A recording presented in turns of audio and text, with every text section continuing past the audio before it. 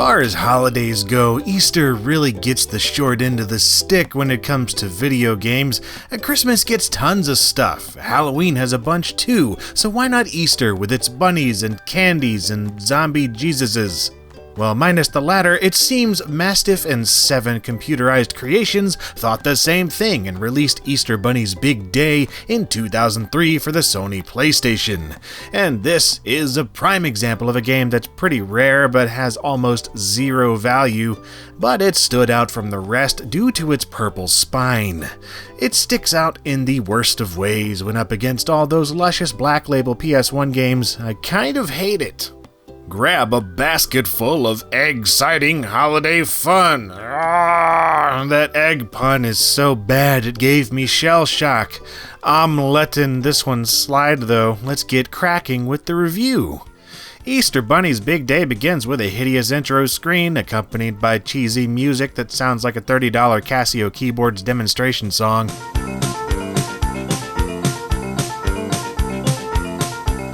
After this, I promptly decided to adjust the music volume, and I don't know what's going on. After this, you're given the option to play the Easter Bunny's Big Adventure. Wait, what happened to the Big Day? I guess Adventure was too long to print on that 4th Easter egg.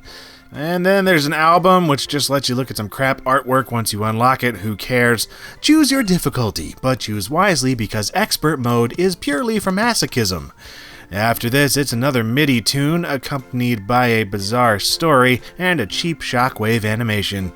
The story goes that the Easter Bunny sucks at his one and only purpose in life and somehow ran out of eggs. Just then, Robo-Rabbit appears and says it'll help out because plot. After this, it's on to Easter Village, where you can roam around anywhere, even into the sky, and on top of the scorecard for some reason. Each building has a selection of mini-games to complete, like the candy store with a school bus inside, or the toy shop with a school bus inside, or the every other building with a school bus inside because creating unique art for the interior of each building would have just been a step too far. Well, at least the puzzles all have unique art. Just don't confuse unique for good, because trust me, good is the last thing I would call Easter Bunny's Big Day, or Big Adventure, or Puzzle Palace, or whatever they actually wanted to call it.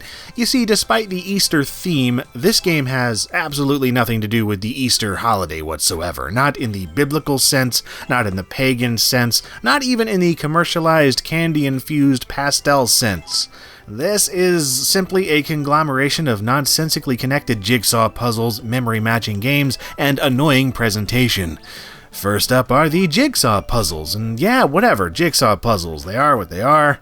And while I am prone to enjoy one every decade or so in real life, I cannot, for the life of me, imagine why anyone would want to play this one. Or really, any virtual jigsaw puzzle. They're just puzzles, they're cheap as day-old balls, and unless you're living in a shoebox, chances are you can spare the space to put one together. Not only that, but assembling one with a controller is god-awful, especially when the controls are as stupid as this. It's slow and painful to pick things up and slide them around. Beyond that, dude, who in the 7 bloody hells thought it would be a good idea to include hour-long puzzles in this game? Now, there are also motion puzzles, which are the same exact thing, but have moving faces on each piece, and this is kinda neat at first, except that each piece is identical other than the face, and putting together a bunch of squares is as boring as putting together a bunch of squares. Plus, the moving faces slows down your cursor even more, so screw this. Next is the memory matching game, which takes the form of eggs that have to be bashed open to reveal a creature. If you match 2, they disappear, and if you don't, no one gives a shit. Finally, there's the egg catch mode, which is exactly what it sounds like. You catch eggs, it's a mode. You play as Robo-Rabbit, and dead or alive, those eggs are coming with you. Eggs fly your way, thrown by specters unmoved and unseen, and before they hit the ground and break, try to catch them in your basket, or your head, or any part of your robo-body, because cyborgs are awesome like that. Finally, once you've got enough stupid eggs in your stupid basket, it's on to the stupid ending. Shockingly, it's also stupid. The Easter Bunny isn't even the one doing the final delivering, it's Robo-Rabbit once again getting down and dirty with the grunt work. But oh noes, he's broken down. Gotta press some buttons. And it looks like he'll be fine. Yep. He's fine. Totally fine. There's no problems here. It's all good. End credits. If that was Easter Bunny's big day, I feel really, truly bad for his other days. The dude had one job and he completely fails at it. And a wind-up toy ends up doing it better than him. Yeah, someone needs to fire that guy and look up the recipe for Hassenpfeffer. As for the game itself, it's a strange collector's piece, simply due to its scarcity, its purple spine, and its Eastery theme. But really, the Easter theme is so nominal, I find it hard to call it an Easter game at all. Photoshopping eggs into the background of random stock photos and throwing pastel colors everywhere does not make it an Easter game. It just makes it obvious how much they were trying to cash in on a holiday without giving any real thought to what the holiday means or what could creatively be done with it. You could slap any other theme on the packaging, keep the gameplay the same, it would make no difference whatsoever. And yeah, I know, it's made for little kids probably, but that's no excuse for making bottom-of-the-barrel products.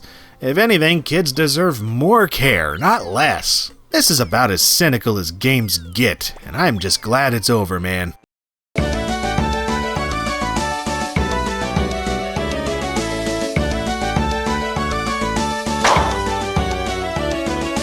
Oh, you're still here. Well, that's cool. Click on these. If you didn't know how YouTube works, then you can do that. There's videos there. You can watch them. Twitter, Facebook, Patreon, all the things that you can do on the internet to YouTube. I don't know where I'm going with that. Merry Christmas.